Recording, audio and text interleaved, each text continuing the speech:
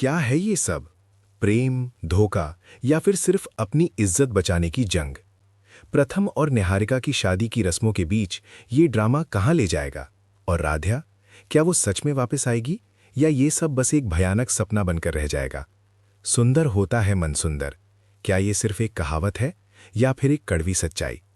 शकुंतला के नाजायज बच्चे के बयान से शुरू हुई कहानी समाज की संकीर्ण सोच और उस पर पलटवार का एक ऐसा वार है जिसने पूरे परिवार को झकझोर दिया है।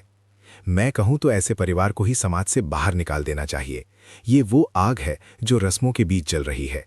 लाल बंदरिया का अपमान परिवार पर काली पोतने जैसा लगता है और ये गुस्सा, ये आग सबको जला देने पर आमादा है। रस्सी जल गई पर बल नहीं गया, यही हाल है इन लोगों का जिन्हें सिर्फ अपनी इज्जत की पड़ी है। शकुंतला का सदमे में संज्ञा शून्य हो जाना उसकी बेबसी को दर्शाता है, लेकिन निहारिका का कदम, आप इस चाकू से मुझे मार डालिए, लाइए चाकू, खुदा लीजिए मेरे पेट में दही, ये उसकी हताशा और लाचारी की पराकाष्ठा है। बिन ब्याही माँ का जीना मुश्किल है। ये वो दर्द है जो आज भी समाज में कई महिलाओं को सहना पड़ता है। ये बात कि वो बच्चे को गिराने की सोचती है, उस पर आ रहे दबाव को बयां करती है। दादी का फैसला। आज अग्नि को साक्षी मानकर हम ये फैसला लेते हैं कि आज से 2 दिन में प्रथम और निहारिका की शादी करवाएंगे। ये सिर्फ परिवार की इज्जत बचाने का नहीं, बल्कि एक मजबूरी का नतीजा है। आत्मदाह की धमकी इस फैसले को अंतिम बनाने की एक भयानक चेतावनी है। लेकिन कहानी यहीं नहीं रुकती। राध्या का सपना, प्रथम के नाम का मंगलसूत्र मेरे गले में होगा, प्रथम को मैंने अपना बना लिया, ये उसके इरादों का इशारा है। ये सपना सच्चाई में बदलने की कगार पर है या फिर ये एक धोखे का जाल है? ये हरकत की सच्चाई सबके सामने लानी है। ये राध्या का प्रण है जो इस पूरी साजिश का पर्दाफाश करने की ओर ले जाता है।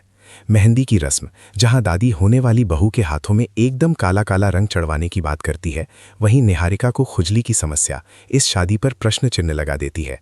मुझे इस मेहंदी से एलर्जी हो रही है। क्या ये सच में एलर्जी है या फिर कोई गहरी चाल? प्रथम सर के नाम की मेहंदी लग गई, इसका ये मतलब है कि हमारी इस परीक्षा में भोलेनाथ भी हमारे साथ है। राध्या का ये विश्वास उसके कमबैक का संकेत दे रहा है।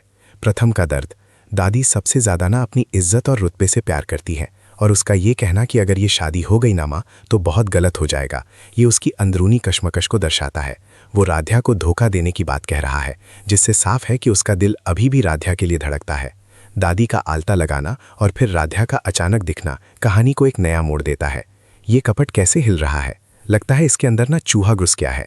ये वाक्य किसी बड़ी साजिश की ओर इशारा करते हैं। नानी का हस्तक्षेप, तुम्हारी मेहंदी तो हमने खराब कर ही दी है, अब तुम्हारी शादी खराब करेगी। ये साफ कर देता है कि राध्या इस शादी को रोकने के लिए कुछ भी करेगी।